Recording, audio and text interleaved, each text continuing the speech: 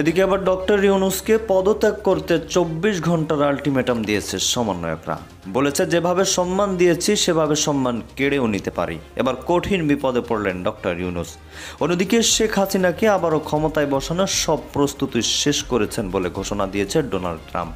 বলেছেন ভারতীয় গণমাধ্যম থেকে। আন্তর্জাতিক আদালতে এবার মামলা হয়ে গেল মোহাম্মদ ইউনূসের বিরুদ্ধে। কাঠগড়ায় উঠেছেন ইউনূস। 5 থেকে 8ই আগস্ট গণহত্যার অভিযোগ, যেটা আমরা বারবার করে বলেছিলাম রিপাবলিক বাংলা, যেখানে রিপাবলিক বাংলা চক্ষুশূল হয়ে রয়েছে বাংলাদেশের অন্তর্বর্তীকালীন সরকারের কাছে। 5 থেকে সরকারকে আলটিমেটাম দেওয়া হয়েছে 24 ঘন্টার। এখন সমন্বয়করা এই ধরনের আলটিমেটাম দিতে পারে কিনা, এটা কি তারা পারে না। আমার দর্শক, দেশ প্রবাস দূরে কিংবা কাছে বসে যারা আমাদের দেখছেন, আশা করি সবাই ভালো আছেন। দর্শক, এই মুহূর্তে পাওয়া এই বছরের সব থেকে গরম সংবাদ আপনারা শুনতে চলেছেন আজকে। দর্শক, তাই আশা করি সবাই একটু ভিন্নভাবে খেয়াল দিবেন। দর্শক, এবার সমন্বয়করা ডক্টর ইউনূসকে পদত্যাগের আলটিমেটাম দিয়েছে। দর্শক, এখানে যেন আবারও বৈষম্য হতে শুরু করেছে। এবার সমন্বয়করাও ডক্টর ইউনূসকে চাচ্ছেন। আপনারা জানেন, গত দুদিন আগে থেকে দুজন উপদেষ্টাকে নিয়োগ দেওয়ার পর থেকেই কিন্তু ডক্টর ইউনূসের বিপক্ষে চলে গিয়েছিল সমন্বয়করা। এখন থেকে কিন্তু কঠোর অ্যাকশনে নেমেছে আবারও সমন্বয়করা। দর্শক, চলুন আমরা সে বিষয়ে বিস্তারিত কথাগুলো শুনে আসি, ভিডিওগুলো দেখে আসি। আশা করি সঙ্গেই থাকবেন এবং এ বিষয়ে আপনাদের মতামত জানাবেন। আসলে যখন আমাদের উপদেষ্টা পরিষদ মণ্ডলে নাহিদ ইসলাম এবং আসিফ মাহমুদ এই দুজন উপদেষ্টা হিসাবে তারা দায়িত্ব পেল, তো যখন যেই পোস্টের মধ্যে টাকা আছে, ক্ষমতা আছে, প্রোটেকশন আছে, সম্মান আছে, সেই জায়গাটা নিয়ে বাকিদের জেলাসি আসবেই। দর্শক, আজকে যে আওয়াজ উঠেছে, এই আওয়াজ বলে দিচ্ছে যে সমন্বয়কদের মধ্যে অতি শীঘ্রই বড় ধরনের একটা বিভাজন আসতে যাচ্ছে। মানে নতুন যে 3জন আমাদের উপদেষ্টা তাদেরকে যখন নিয়োগ দেওয়া হয়েছে, সেটা নিয়ে কিন্তু নানান ধরনের বক্তব্য সামনে আসা শুরু হলো। বিশেষ করে সার্জিসের একটা বক্তব্যকে কেন্দ্র করে আমরা দেখলাম যে বিষয়টা অন্যদিকে একটু ভাইব্রেশনে যাচ্ছে। সরকারকে আলটিমেটাম দেওয়া হয়েছে 24 ঘন্টা। এখন সমন্বয়করা এই ধরনের আলটিমেটাম দিতে পারে কিনা, এটা কি তারা পারে না। আমার দৃষ্টিতে এটা পারে না। তবে এখন তারা কেন দিচ্ছে যে হ্যাঁ নাহিদ ঢুকছে, ভাই মাসে মাসে লক্ষ লক্ষ টাকা বেতন পাচ্ছে, রাষ্ট্রীয় প্রটোকলে চলাফেরা করতেছে। আসিফ কয়েকদিন আগে অনেকে বলেন যে নাগরা জুতা পরে ঘুরছে, এখন সে ফ্রান্স যায়, ফ্রান্স কার্ড দাঁড়িয়ে দিচ্ছে, পায়ে নাইকি ঘুরছে। এরা তো জীবনে এই চাকরিটা এরা পাইতো না। এদের কোয়ালিটি অনুযায়ী এরা এত ভালো ছাত্র না, বা ওই লেভেলে যাওয়ার না, এটা অনেকের বক্তব্য। যে তাহলে আমাদের দুষ্কৃত, ঠিক আছে, আমাদেরকে উপদেষ্টা বানান, আমাদেরকে বিভিন্ন জায়গায় দায়িত্ব দেন, আইজিপির সাথে ঘোরার সুযোগ দেন। এগুলো কেন হয়েছে? যখন বিভিন্ন পোস্টে এরা যাচ্ছে, নানানভাবে এদের লাইফটা অনেকের কাছে আকর্ষণীয় হয়ে উঠছে। আর অবশেষে সার্জিসের যে বক্তব্যটা ছিল যে 13 জেলা বা সামহাউ 13 জন একই বিভাগের, বাকিরা কেন অন্য বিভাগ থেকে আসতেছে না, ওইখান থেকে এই সমন্বয় বনাম সরকারের মধ্যে বড় একটা চ্যালেঞ্জিং আসছে। অন্তর্বর্তী সরকারে উপদেষ্টা পরিষদে রংপুর এবং রাজশাহী বিভাগ থেকে উপদেষ্টা দাবি করেছে বৈষম্য বিরোধী ছাত্র জনতা, যে না এবার রংপুর এবং রাজশাহী থেকে আপনারা কি বলে একজন উপদেষ্টা নিতে হবে। এই দাবিতে আজকে তারা বিক্ষোভ মিছিল করেছে, যে বিষয়টা যদিও যথেষ্ট সমালোচনা আমার কাছে মনে হয়, যে ফল খাওয়া শুরু করছেন। তো মুক্তিযুদ্ধদের কোটার বেলায় তো এগুলাই ছিল, এখন তো এগুলো বড় আকার ধারণ করবে। তাদের দাবি অন্য সময়ের মতন বর্তমানেও রংপুর এবং রাজশাহী বিভাগ অবহেলিত হচ্ছে, বৈষম্যের শিকার হচ্ছে এই দুই বিভাগের বাসিন্দারা। এই সময় তারা কোটা সংস্কার আন্দোলনের নেতা এবং জাতীয় নাগরিক কমিটির সদস্য সচিব আক্তার হোসেনকে অন্তর্বর্তী সরকারের উপদেষ্টা করার দাবি জানিয়েছেন। আর উপদেষ্টার দাবিতে তারা বেগম রোকেয়া বিশ্ববিদ্যালয় এবং কারমাইকেল কলেজের শিক্ষার্থীরা বিক্ষোভ মিছিল করেছেন। নগরীর প্রধান সড়কে বিক্ষোভ শেষে রংপুর প্রেস ক্লাবের সামনে সমাবেশে অংশ নিয়েছে শিক্ষার্থীরা। সেই সমাবেশ থেকে ডক্টর মোহাম্মদ ইউনূসকে 24 ঘন্টার মধ্যে রংপুর এবং রাজশাহী বিভাগে উপদেষ্টা দিতে সরকারকে তারা দাবি দিয়েছে। বেঁধে দেওয়ার সময়ের মধ্যে এই দুই বিভাগ থেকে উপদেষ্টা নিয়োগ না দেওয়া হলে কঠোর আন্দোলনের হুঁশিয়ারি দিয়েছেন। তবে আবার সরকার কোন ভূমিকা নেয় দেখা যাক। ইমরান আহমেদ বলছেন, সমন্বয়ক উত্তরবঙ্গ নিয়ে বারবার টালবাহানা এবার সহ্য করা হবে না। আগামী অফিস সময়ের মধ্যে উত্তরবঙ্গ থেকে 24 বিপ্লবের মাস্টারমাইন্ড আক্তার হোসেন ভাইকে উপদেষ্টা পর্ষদে অন্তর্ভুক্ত করা না হলে কঠোর কর্মসূচি আসতে যাচ্ছে। স্বৈরাচার সরকারের মতন বর্তমানেও রংপুরকে বিচ্ছিন্ন করার রূপরেখা করা হচ্ছে বলে তাদের দাবি। আর এখন এই যে এক একজন এক এক জায়গা থেকে উপদেষ্টা হওয়ার দাবি, এটার মেইন বেসিসটা হচ্ছে ছাত্ররা উপদেষ্টা পরিষদে যাওয়া উচিত হয় নাই। এটা আমি প্রথম থেকে বলছি। ইভেন হাতে গোনা ঢাকা বিশ্ববিদ্যালয়ের 4-5 জন সমন্বয়ক ছাড়া বাকি যারা সমন্বয়ক আছেন তারা কিন্তু ওইভাবে সারা বাংলাদেশে ফোকাসড না, তো লোকাল এরিয়াতে চিনে, টেলিভিশন তাদের পিছনে ঘুরে না, আইজিপি সাহেব তাদেরকে চিনে না, সেনাপ্রধান তাদেরকে চিনে না, অথবা ধরেন রাষ্ট্রীয় প্রটোকল, সুযোগ সুবিধা, পরিবার, এখানে ইনকাম অনেক কিছু আছে, সামহাউ এগুলো আর কিছু পাচ্ছে না। এখন এই অবস্থানটা সামনে বড় আকার ধারণ করবে। এই যে দাবি দাওয়া উঠতেছে, আমি পাইলাম সেই পাইল না কেন। এখন যখন নাহিদের আগে যারা দেখছে যে চপ্পল পরে হাঁটতো, এখন একদম রাষ্ট্রীয় গাড়িতে ঘুরতেছে, এগুলোতে মানুষের মানে হিংসা হচ্ছে, মুখে মুখে বলতেছে না আর কি, ভাই ভাইরে মানে না ভাই। এই মুহূর্তে যদি নির্বাচন অনুষ্ঠান হয়, জাতীয় সংসদ নির্বাচন, সেই নির্বাচনে আওয়ামী লীগ 200-র বেশি আসন পেতে যাচ্ছে। আমি বলছি না, আমার এই ইউটিউব চ্যানেলে একটি জরিপ আমি দিয়েছিলাম 3 দিন আগে, সেই জরিপ বলছে এই তথ্য। খুব আশ্চর্যজনকভাবে দেখতে পাচ্ছি জরিপে আওয়ামী লীগের সমর্থকেরা বা আওয়ামী লীগের পার্সেন্টেজ খুব দ্রুততার সাথে বাড়ছে। আওয়ামী লীগ সরকারের পতনের পরে বেশ কয়েকবার জরিপ দিয়েছিলাম, আমি প্রশ্ন দিয়েছিলাম। প্রশ্নটা সবসময় কমন প্রশ্ন ছিল, এরকমই ছিল, এই মুহূর্তে নির্বাচন হলে আপনারা কোন দলকে ভোট দেবেন। অপশন ছিল বাংলাদেশ আওয়ামী লীগ, বাংলাদেশ জাতীয়তাবাদী দল বিএনপি, বাংলাদেশ জামাতে ইসলাম, বাংলাদেশ জাতীয় পার্টি। এবং আশ্চর্যজনকভাবে শেখ হাসিনার পতনের পরে আমরা যে এই জরিপগুলো চালিয়েছিলাম, সেই জরিপগুলোতে আওয়ামী লীগের অবস্থান ছিল বলা যায় একেবারে তলানিতে। কিন্তু যত দিন যাচ্ছে দেখা যাচ্ছে আওয়ামী লীগের অবস্থান খুব দ্রুত বেড়ে যাচ্ছে। আমি ঠিক জানি না কেন। আমি আপনাদেরকে ফলাফলটা দেখাতে চাই। আমার স্ক্রিনে নিশ্চয়ই আপনারা ফলাফলটা এখন দেখতে পাচ্ছেন। প্রশ্ন ছিল এরকম, এই মুহূর্তে নির্বাচন হলে। নমস্কার, ক্যালকাটা ডায়ালগস থেকে মনোজ দাস খবরের অন্তরালের খবর নিয়ে হাজির হয়েছি। এখন ক্ষমতায় বসার আগে ঘুঁটি সাজাতে বসেছেন ট্রাম্প, তাতেই ফাঁসিতে ঝোলার ভয়ে কাঁপছে বাংলাদেশের কুচো বিপ্লবীরা। বিপ্লবী নয়, কুচো বিপ্লবী। বৈষম্য বিরোধী ছাত্র আন্দোলনের প্রধান সমন্বয়কদের অন্যতম দুই বড় মুখ হাসনাত আব্দুল্লাহ ও সার্জিস আলম, এই দুজন এবারও উপদেষ্টা হওয়ার সুযোগ না পেয়ে স্বাভাবিকভাবে ক্ষোভে ফেটে পড়েছেন। এবং ক্ষোভে ফেটে পড়া মানেই হচ্ছে মনের মধ্যে ক্ষোভ চেপে না রাখা, বাইরে প্রকাশ করে দেওয়া, এবং সেগুলো বলেও দিয়েছেন তাদের সংবাদ মাধ্যমকে। চরিত্রগতভাবে এই দুজনই একটু বক্তা ধরনের লোক, একটু মুখর ধরনের মানুষ, খুব কথা বলেন। সমন্বয় থেকে উপদেষ্টা হয়েছেন তিনজন, তাদের মধ্যে অতি সম্প্রতি হয়েছেন মাহফুজ আলম, এর আগে নাহিদ ইসলাম এবং আসিফ আহমেদ সাজিব ভুঁইয়া। এদের মধ্যে সবচেয়ে ধুরন্ধর হচ্ছে মাহফুজ আলম। দেখবেন সবচেয়ে কম কথা বলে এই মাহফুজ আলম। নাহিদ ইসলাম এবং সজীব ভুঁইয়া এরা প্রথম দিকে কথা কিছু বলতেন বটে, আজকাল কমিয়ে দিয়েছেন। ওরা সম্ভবত জানেন কথা বেশি বললে বাজে কথা বেরিয়ে আসে, সুতরাং যত কম বলবে তত কম বাজে কথা বেরোবে। প্রথম দিকে এমন সমস্যা হয়েছিল দুজনের, অনেক বেফাস কথা বলা জন্যে সমালোচিত হয়েছেন চারদিকে। হয়তো সে কারণেই চুপ করে থাকাটা এখন শ্রেয় মনে করেছেন। হাসনাত আব্দুল্লাহ আর ওই সার্জিস সেই গোত্রের নন, হয়তো উপদেষ্টা হলে কম বলতেন, কিন্তু তা যখন নন তখন কম বলবেন কেন? আবার এমনও হতে পারে এই দুজনকে এই বলার দায়িত্ব এটা উপদেষ্টা সমন্বয়করা ওদের দুজনকে দিয়ে রেখেছিলেন, বলার পালা থাক ওদের উপর, খারাপ ভালো যাই বলুক তার ভুগতে হবে তাদেরই। এই কিছুদিন আগে দেখুন বঙ্গভবন থেকে রাষ্ট্রপতি চুপ্পুকে সরাবার আন্দোলন হলো। সেই আন্দোলনে সবচেয়ে গলা ফাটিয়েছেন কে? ওই হাসনাত আব্দুল্লাহ এবং তারপরে তার সাথে সার্জিস আলম। দুজনেরই বাসনা ছিল এইসব এত কাজ করার পরে মন্ত্রী হবে, মানে উপদেষ্টা হবে।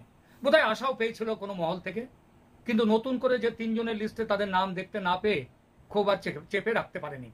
খুনি হাসিনার তেলবাজরাও উপদেষ্টা হচ্ছে বলে অভিযোগ করে সামাজিক মাধ্যমে পোস্ট দিয়েছে সার্জিস আলম। আর উপদেষ্টা নিয়োগ নিয়ে বিক্ষোভ মিছিল ও শিক্ষার্থীদের মানববন্ধন, হিউম্যান চেন, সেটা করে তার বিরোধিতা করবে এই বলে ঘোষণা দিয়েছে হাসনাত আব্দুল্লাহ। পরে সোমবার বিকেলে ঢাকা বিশ্ববিদ্যালয়ের পাদদেশে রাজু ভাস্কর্য আছে, তার পাদদেশে বিক্ষোভ সমাবেশে এই হাসনাত আব্দুল্লাহ বলেন, আমরা চাই আপনারা অতি দ্রুততম সময়ে তাদের বিষয়ে সিদ্ধান্ত নেবেন এবং ছাত্র নাগরিকদের অংশীদারিত্বের বাইরে গিয়ে আপনারা যদি কোনো সিদ্ধান্ত নেন তাহলে তা মেনে নেওয়া হবে না, অতি দ্রুত এই সিদ্ধান্তের নিরসন চাই। মানে এই সিদ্ধান্ত, তার বক্তব্যের সরল অর্থ হলো ছাত্রদের সঙ্গে কথা না বলে নতুন উপদেষ্টাদের নিয়োগ হয়েছে, এর বিরোধিতা করছে তারা, এবং এই উপদেষ্টাদের নতুন করে যাদের নেওয়া হয়েছে তাদের বাদ দিতে হবে, তাদের দাবি। নিউ ইয়র্কে ক্লিন্টন ফাউন্ডেশনের সভায় প্রধান উপদেষ্টা বলেছিলেন ছাত্ররাই তার নিয়োগকর্তা। সেই ছাত্রদের মতামত দেখা যাচ্ছে এখন আর নিয়োগের সময় নেওয়া হচ্ছে না। এটাই হচ্ছে সার্জিস হাসনাতদের অভিযোগ। কিন্তু আসল কথাটা কিন্তু এখানে নয়। মাহফুজ, নাফিদ এবং তাদের গুরুদেব আসিফ নজরুলদের কথায় যে এই নিয়োগ, এটা কোনো গোপন কথা নয়। আর হাসনাত সার্জিসরা এই যে নিয়োগের নতুন মালিক যারা হচ্ছে তাদের বৃত্তে আর তাদের জায়গা নেই, তাদেরকে বের করে দেওয়া হয়েছে। এটাতেই ওদের রাগ। অর্থাৎ সমন্বয়করা এখন বিভক্ত, দুভাগ, তিন ভাগ, বহু ভাগ। খবর আসছে নানান জায়গায় তারা যাচ্ছেন, তাদের মধ্যে হাতাহাতি, মারামারি নিজেদের মধ্যে হচ্ছে। যে সমন্বয়করা উপদেষ্টা তারা ক্ষমতার মধু খাচ্ছে।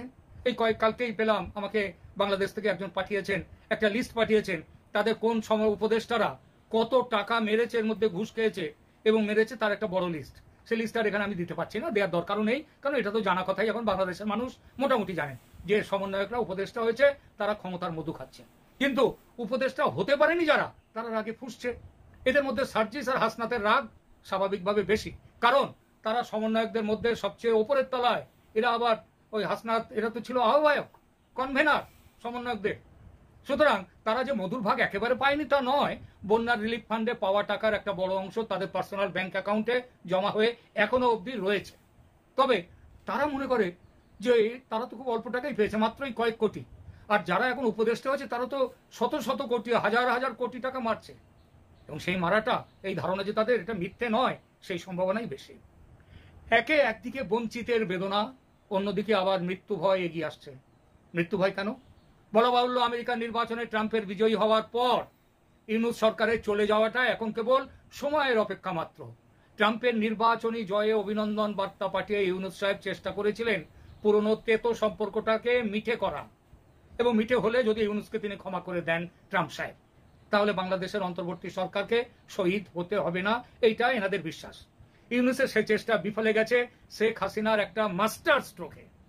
মাস্টার স্ট্রোকটা কি দেখুন, শহীদ নূর হোসেন দিবসে হঠাৎ শ্রদ্ধা জ্ঞাপনের সঙ্গে শ্রদ্ধা জ্ঞাপনের জন্য একটা নির্দেশ এলো আওয়ামী লীগের তরফ থেকে। তো এই ট্রাম্পের নির্বাচনী সাফল্যের শুভেচ্ছার সঙ্গে শুভেচ্ছা জ্ঞাপনকে তিনি মিশিয়ে দিলেন শহীদ নূর হোসেন দিবসের শ্রদ্ধা জ্ঞাপন। অর্থাৎ শ্রদ্ধা জ্ঞাপন এবং ট্রাম্পকে শুভেচ্ছা জ্ঞাপন, এই দুটোকে একসঙ্গে তিনি মিশিয়ে দিয়ে একটা প্ল্যান তৈরি করে ফেললেন। প্ল্যান না বলে ফাঁদ বলাই ভালো। সে ফাঁদে পা দিয়ে ফেলেছে অন্তর্বর্তী সরকারের মাথা মোটা লোকজন।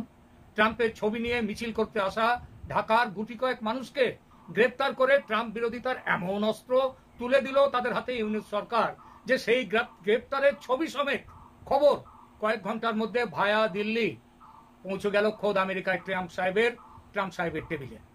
এবং সেই ছবি ও খবর দেখে ক্রুদ্ধ ট্রাম্প মন্তব্য করেছেন, শেখ হাসিনার অনুপস্থিতিতে বাংলাদেশ কোথায় চলেছে? শেখ হাসিনার অনুপস্থিতিতে বাংলাদেশ কোথায় চলেছে? এই যেন অনেকটা সেই রকমের কথাবার্তা। কোন রকম? দেখুন, বাড়ির কর্তা কদিনের জন্য বাইরে বেড়াতে গেছেন বা ছুটিতে গেছেন বা কোনো কাজে গেছেন বা রাগ করে চলে গেছেন ধরুন বাড়ি থেকে, আর বাড়িতে তিনি না থাকায় সব লন্ডভন্ড হয়ে যাচ্ছে। এখন উপায় কি? উপায় হচ্ছে বাড়ির কর্তার বাড়িতে ফিরে এসে হাল ধরা, নইলে বাড়ির পরিবেশ ঠিক থাকবে না। ট্রাম্প যেন সেই কথাটাই বলেছেন তার অনুপস্থিতিতে। তিনি নেই, তিনি ছেড়ে চলে গেছেন, তাকে সরিয়ে দিয়েছে, এসব কোনো কথাই নয়। কি শব্দ চয়নগুলো দেখুন। ট্রাম্পের in absence of Sheikh Hasina Bangladesh রসাতলে চলে যাচ্ছে। 20 জানুয়ারি ক্ষমতায় বসবেন ট্রাম্প। আমেরিকার নিয়ম এটা, সব প্রেসিডেন্ট দায়িত্ব নেন 4 বছর পর পর 20 জানুয়ারি তারিখে। এর পরের প্রেসিডেন্ট দেখবেন 2029 সালের 20 জানুয়ারি ক্ষমতা নেবেন। ট্রাম্পের ক্ষমতায় বসতে এখনো প্রায় 70 দিন বাকি, কিন্তু তিনি বসে নেই। কোথায় কাকে কি দায়িত্ব দেবেন, কাকে কোথায় বসাবেন, সেই বাছাবাছির কাজ প্রায় শেষ করে ফেলেছেন। যেমন খুব গুরুত্বপূর্ণ একটা দপ্তর হচ্ছে ন্যাশনাল সিকিউরিটি অ্যাডভাইজার। আমাদের ভারতে যে পোস্টটা হচ্ছে অজিত ডোভালের, আমেরিকায় সেই পোস্টে তিনি বসাচ্ছেন, অর্থাৎ ন্যাশনাল সিকিউরিটি অ্যাডভাইজারের পোস্টে মাইক ওয়ালসকে। এই ভদ্রলোক যাকে বলে প্রচন্ড ভারত ভক্ত এবং ভয়ঙ্কর রকমের চীন বিরোধী, মানে একা রামে রক্ষা নেয় সুগ্রীব দোসর, মানে একা ট্রাম্পে রক্ষা নেই, সঙ্গে আবার মাইক ওয়ালস। আশা করা অন্যায় হবে না, জানুয়ারির মধ্যে ভোগে যাবে ইউনূসের সরকার, আর তারপর বাড়ির কর্ত্রী শেখ হাসিনা বাড়ি ফিরবেন, বাড়ির দায়িত্ব হাতে নেবেন।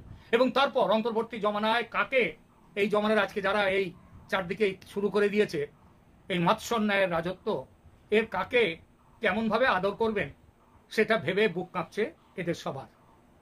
খবর আছে উপদেষ্টারা লাল পাসপোর্ট জুটিয়ে নিয়ে বিদেশে কে কোন রাষ্ট্রে যাবেন সেটা সেসব ঠিক করে ফেলেছেন, ভিসা জুটিয়েছেন এবং এরা বা ভিসার অ্যাপ্লাই করেছেন। কিন্তু সার্জিস হাসনাতের মতো অভাগার দল, তাদের কপালে কি আছে? তাদের চোখে ঘুম নেই, একটু আধটু যা ঝিমিয়ে পড়ছে তখন চোখের সামনে এসে যাচ্ছে ফাঁসি ঝুলছে।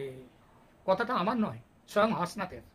তো দর্শক দেখলেন খুব গুরুত্বপূর্ণ প্রতিবেদন। এতক্ষণ আমাদের সাথে থাকার জন্য সবাইকে ধন্যবাদ জানাচ্ছি। দর্শক, এই বিষয়ে আপনারা কি বলবেন অবশ্যই কমেন্টে জানাবেন। এই মুহূর্তে যদি নির্বাচন দেওয়া হয়, একটা জরিপ হয়েছে, একটা গোনাগাথা হয়েছে যেখানে আওয়ামী লীগ আবারও জয়লাভ করবে।